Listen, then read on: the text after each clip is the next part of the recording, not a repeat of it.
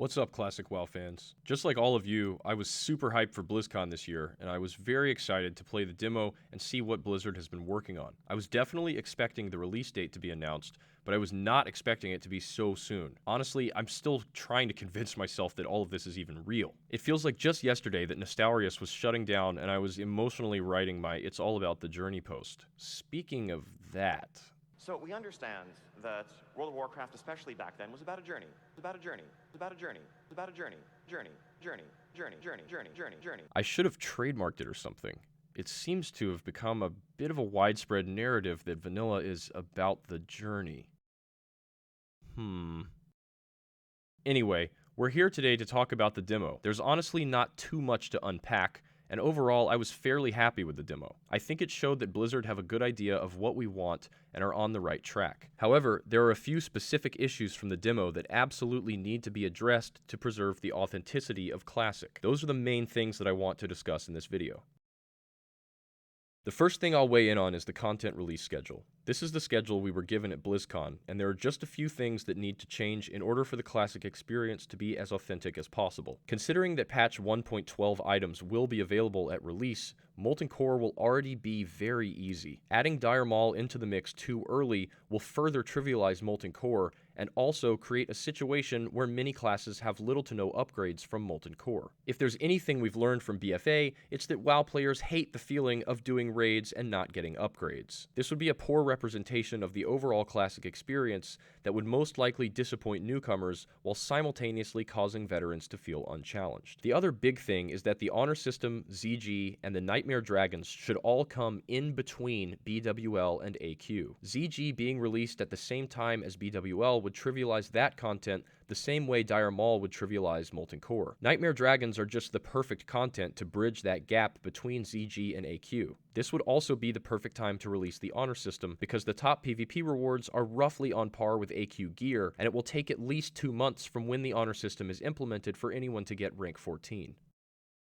Now I'll go over some of the more gameplay-specific changes that bothered me in the demo. The bullet points you see on the screen are my main gripes with the Classic demo. One of these in particular is a huge problem that completely changes the game, and hardly anyone is talking about it. Stay tuned, because I'll get to that in a minute, but for now, let's touch on the minor stuff. Sharding has obviously been a hot topic, but based on the developer panel at BlizzCon, it seems like they understand that sharding has no place in vanilla. As long as sharding is only used as a tool to manage server populations and only used at launch, I don't have a huge issue with it, but it absolutely needs to be temporary, and it should never be implemented anywhere except the starting zones. Request to join group isn't too big of a deal as long as it can be turned off to avoid spam. Loot trading bugs me because it could present people with the ability to roll on items for their friends, which would be very annoying and definitely not authentic. The choice to use Legion raid frames strikes me as a bit lazy, but ultimately doesn't affect the experience as myself and probably most people will use add-ons for raid frames anyway. Movement definitely feels wrong, and it's a shame that moonwalking isn't possible, but as long as movement speed itself goes unchanged, this is far from a game-breaking issue. The hitboxes and the way that melee works doesn't feel quite right to me either, but it's hard to tell how big of an impact it will really have until we actually experience max level PvP on this engine. Mouse over macros bother me a lot more than the other stuff because they will definitely affect PvP. This will change the way lots of classes play, but in particular it will be a huge buff to rogues. In vanilla, rogues lose their combo points if they change targets. Mouse over macros will allow rogues to blind a second target without losing combo points on their main target. Again, this is a massive buff to the rogue class in PvP, and definitely not a necessary one. But by far the biggest problem is the fact that the Classic demo did not have spell batching. Spell batching refers to abilities being processed in batches every time a server tick occurs. This is how the WoW engine functioned all the way up until Warlords of Draenor. Beginning in WoD, the engine attempted to process abilities in the exact order they were performed rather than in batches every time the server ticked. There's a great post about all of this by a user named Xjum on Classic WoW Reddit and the Blizzard forums. I'll link his post in the video description. Spells being processed in batches is what makes some of the most beloved vanilla PvP tricks possible. None of the techniques you are about to see will be possible without spell batching. It would be tragic to see all of these tricks removed from the meta, but that will unfortunately be the case if Classic launches without spell batching. Everyone has fond memories of watching in amazement as Neilio vanished Death Coils. This will technically still be possible without spell batching, but only because Death Coil doesn't actually apply the debuff until the animation travels to you. Rogues almost never need to vanish Death Coil at long range. 90% of the time when a Warlock coils you, it's in melee range. It won't be possible to vanish these without spell batching. There are many other plays that will definitely not be possible without spell batching.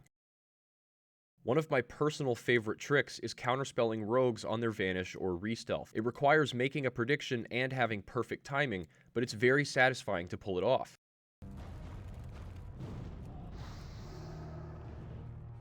I can say with 100% certainty that this won't be possible without spell batching.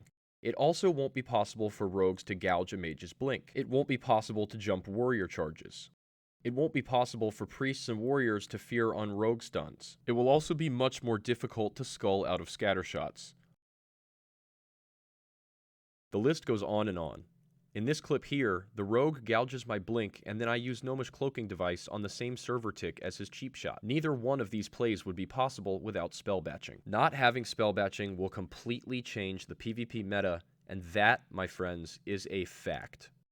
Probably the single biggest implication of no spell batching is that rogues will be able to get free re-stealths with improved gouge, even if their enemy spams an instant cast. This would be another gigantic buff to rogues on top of mouse over macros, and they will probably end up being massively overpowered compared to how they actually were in vanilla. Overall, the demo showed us that Blizzard has a pretty good idea of what we want. If you started to really analyze and test things, you could definitely tell you weren't playing vanilla, but most of the changes are minor enough that they wouldn't affect gameplay. Personally, I was pretty happy with what we were shown in the demo. The only things that really bother me are the mouse over macros and the lack of spell batching, because both of these changes have a huge impact on PvP. Spell batching is the biggest problem by far because it could completely turn the PvP meta on its head.